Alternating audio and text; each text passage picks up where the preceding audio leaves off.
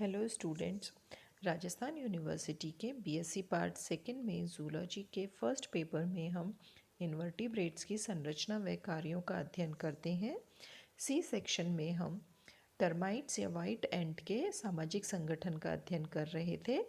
आज हम टर्माइट या दीमक की स्टेराइल फॉर्म्स या बंध्य जो प्रारूप हैं उनका अध्ययन करेंगे।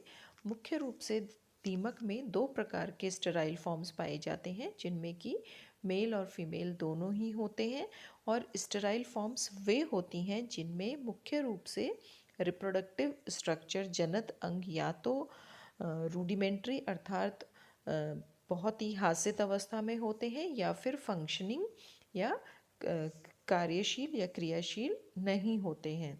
जो दो प्रकार होते हैं उनमें होता है एक तो स्टेराइल वर्कर्स जो कि और एक होते हैं स्टेराइल सोल्जर्स अर्थात बंध्य जो कर्मी है कार्य करने वाले, और बंध्य सोल्जर्स या सैनिक। पहले हम स्टेराइल वर्कर्स के बारे में पढ़ेंगे। तो स्टेराइल वर्कर्स में पंख अनुपस्थित होती हैं, ये पंख विहीन होते हैं, जनन अंग अनुपस्थित होते हैं और मेल और फीमेल्स दोनों ही होते हैं, परंतु इनमें उपस्थित जनन अंग जो होते हैं वो कार्यशील या क्रियाशील नहीं होते हैं, अत्यंत हास्यद प्रकार के होते हैं।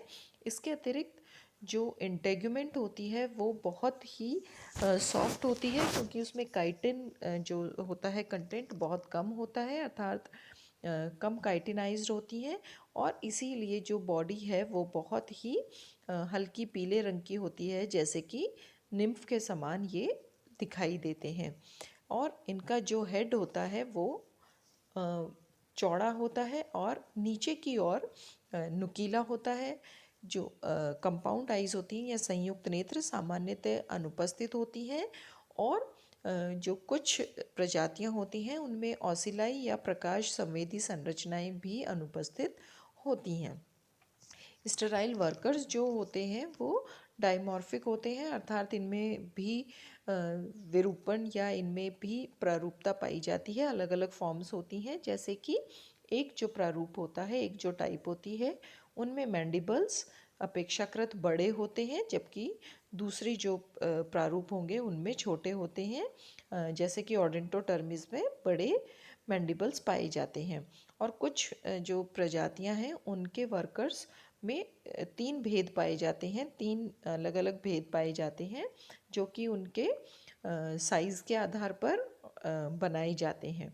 अब वर्कर्स जो होते हैं एक कम्युनिटी में, या जो एक टर्मिट एरिया होता है, एक जो पूरा नेस्ट होता है, उसमें सबसे अधिक संख्या में वर्कर्स उपस्थित होते हैं।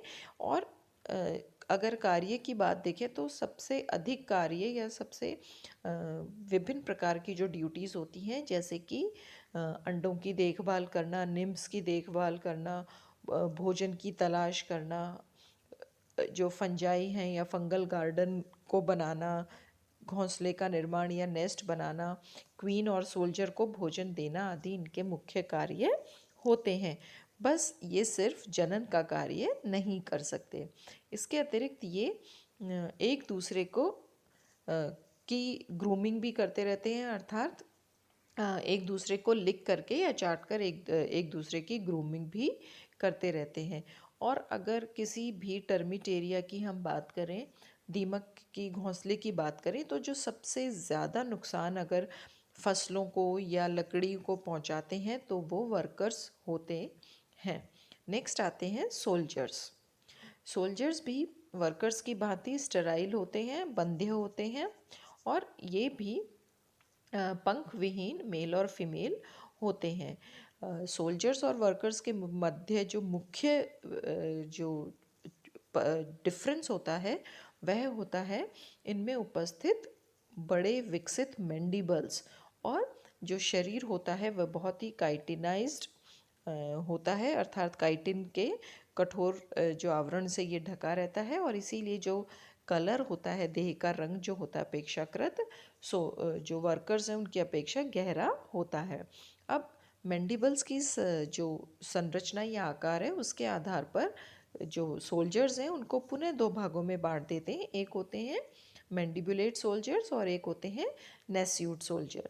नाम से ही स्पष्ट है, मैंडिबुलेट सोल्जर्स में जो मैंडिबल्स हैं वो बहुत ही विकसित और बड़े और पावरफुल होते हैं, जबकि नेस्यूट्स में मैंडिबल छोटे परंतु मध्य जो रोस्ट्रम होता है वह बहुत ही प्रोमिनेंट या विकसित होता है। अब जो मैंडिबुलेट सोल्जर्स होते हैं ये मुख्य रूप से अपने मैंडिबल्स द्वारा, और जो नेस्यूट सोल्जर होते हैं अपने रोस्ट्रम द्वारा एक बहुत ही गंधयुक्त, तीखी गंधयुक्त एक स्राव करते हैं, जिससे कि जो प्रीडेटर्स हैं या शिकारी हैं, उन पक्षी या अन्य कीड़े मकोड़े, उनको नेस्ट से दूर करने का कार्य करते हैं। अगर हम भोजन देखें टर्माइट्स का, तो इनका जो भोजन होता है वह लकड़ी, सड़ी गली सब्जियां, फीकल मैटर, या जो डेड पार्ट होते हैं कॉलोनी के, जो डेड पार्ट होते हैं या मॉल्टिंग के पश्चात बचे हुए शेड ऑफ बचे हुए पार्ट्स होते हैं, वो इनका भोजन होता है। इसके साथ ही साथ जो वर्कर्स होते हैं वो अपनी टर्मिटेरिया में या कॉलोनी में फंगल गार्डन भी उगाते हैं, जो कि वेजिटेबल या जो एक्सक्रीटा होता है, विष्ठा होती है, मल पदार्थ होते हैं, उनके ऊपर ये फंगल ग्रो करते हैं। और ये जो फंगल गार्डन होते हैं ये जो चैम्बर्स होते हैं जिनमें कि निम्फ या क्वीन या किंग को रखा जाता है, उनके पास में डेवलप करते हैं, और ये निम्फ व क्वीन का मुख्य भोजन होती है फंगल। अगर हम लाइफ हिस्ट्री देखें टर्माइट्स की, तो जैसे ही मेल और फीमेल हैं वो मैच्योर होते हैं, सेक्सुअली मैच्योर होते हैं, जैसे कि मैक्रोप्टेरस और ब्रैकिप्टेरस हैं, वो पुराने घोंसले को छोड़कर एक निश्चित समय पर, सामान्यतः मानसून से पहले, वो अपने घोंसले को छोड़कर एक ग्रुप के साथ में उड़ जाते हैं। और ये जो उनकी उड़ान होती है इसे स्वॉर्मिंग कहते हैं। और परंतु ये नप्शियल फ्लाइट नहीं होती, ये मैथून उड़ान नहीं होती, क्योंकि टर्माइट्स में जो कॉपुलेशन प्रोसेस होती है, मैथून प्रोसेस, वो हवा में नहीं होती है। क्योंकि इनकी पंख ज़्यादा विकसित नहीं है और ये अच्छे उड़ने वाले कीट नहीं होते, तो कुछ समय पश्चात ये ग्राउंड पर आ जाते हैं और इनकी जो पंख होती हैं वो गिर जाती हैं। इसके पश्चात इनमें कॉपुलेशन होता है और फीमेल लगभग प्रतिदिन 4000 के करीब एग्स ले करती हैं, और उसके पश्चात कुछ जेनरेशन या कुछ समय तक सिर्फ जो नया कॉलोनी होती है या नए मेल और फीमेल जो होते हैं, उन एग्स से निकलने वाले निम्फ केवल वर्कर्स और सोल्जर्स में ही ट्रांसफॉर्म होते हैं, क्योंकि सर्वप्रथम वहाँ पर घोंसले का निर्माण करना होता है। ये जो नए इंडिविजुअल्स होते हैं इन्हें ओरिजिनेटर्स ऑफ न्यू कॉलोनी कहते हैं, और इसके पश्चात फिर एक रॉयल जो पेयर होता है वह तैयार किया जाता है और रॉयल चैम्बर्स बनाए जाते हैं। अतः कॉलोनी की शुरुआत में सबसे पहले वर्कर्स यहाँ पर बनते हैं। अगर हम मॉडिफिकेशन देखें कि किस प्रकार क्वीन जो हैं वो बाकी जो वर्कर्स हैं, सोल्जर्स हैं या निम्फ हैं, उनसे किस प्रकार से पृथक होती है, तो जो क्वीन होती है वो साइज़ में अपने अन्य जो कॉलोनी के मेंबर्स होते हैं उनसे बहुत अधिक बड़ी हो जाती है, लगभग 20 से 30 हज़ार गुना बड़ी हो जाती है। और ये जो वृद्धि होती है वो हेड और थोरेक्स पार्ट में नहीं होकर केवल जो उदर भाग होता है वो बहुत ज़्यादा बड़ा हो जाता है, और प्रतिदिन लगभग वो 4000 के करीब एग्स ले करती रहती हैं।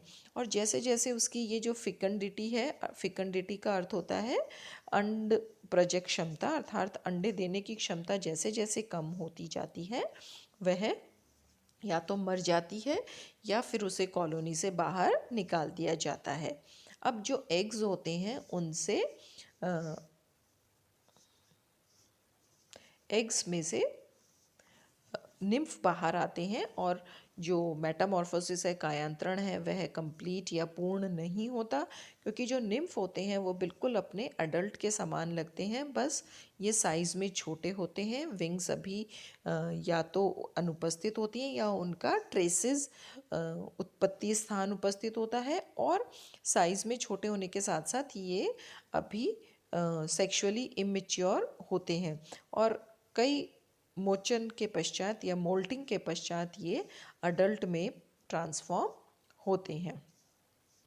अगर हम जेनेटिकली देखें तो मेल जो होते हैं उनमें केवल एक लिंग गुणसूत्र होता है, जबकि फीमेल्स में 2 लिंग गुणसूत्र होते हैं। अतः जो ओवम होता है उसमें AX टाइप होता है और जो मेल होंगे उनमें जो स्पर्म्स होंगे या गैमीट जो होंगे उसमें या तो A होगा या X गुणसूत्र उपस्थित होता है।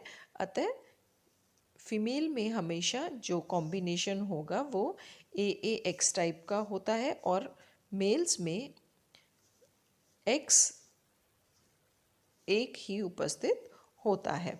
अतः मेल और फीमेल में ये एक बेसिक डिफरेंस होता है। यदि ये कॉम्बिनेशन जब बन रहा है, अगर ओवम AX है और इस जो गैमीट है मेल गैमीट उसमें अगर A ही है तो ये AA और X बन जाएंगे। यदि वहाँ से X आता है तो AA और XX बन जाती हैं फीमेल्स।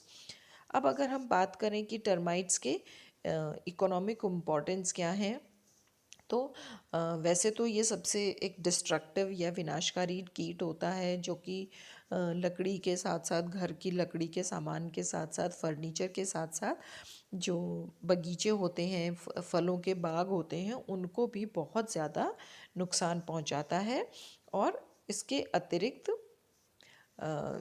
ये जो होते हैं अगर हम इनका पॉजिटिव या इनका यूज़फुल एस्पेक्ट देखें, इम्पोर्टेंस देखें, तो ये फूड चेन का एक इम्पॉर्टेंट पार्ट होता है। जैसे कि बर्ड्स हैं, रेप्टाइल्स और रोडेंट्स का ये एक मुख्य भाग होता है और इनके द्वारा बनाए गए जो नेस्ट होते हैं या टर्मिट एरिया वो अन्य जो ऑर्थ्रोपोडन होते हैं स्पेशली बीटल्स के द्वारा ऑक्यूपाई कर लिए जाते हैं। अतः इनके जो अनेक नुकसान है तो उसके साथ साथ ये फूड चेन का या इकोसिस्टम का एक इम्पॉर्टेंट पार्ट भी होते हैं, क्योंकि ये अपनी स्कैवेंजिंग प्रॉपर्टी के द्वारा क्लीनर का काम भी या सफाई कर्मी का काम भी करते हैं, जो कि सड़ी गली लकड़ियाँ या सड़े गले सब्जी फलों को भी एज अ फूड ग्रहण करके उनकी क्लीनिंग का कार्य करते हैं। बच्चों PDF के फॉर्म में आपको ये जो फाइल है उपलब्ध करा दी जाएगी, आप नोट डाउन कर लेना और नोट्स बना लेना। Thank you and have a nice time.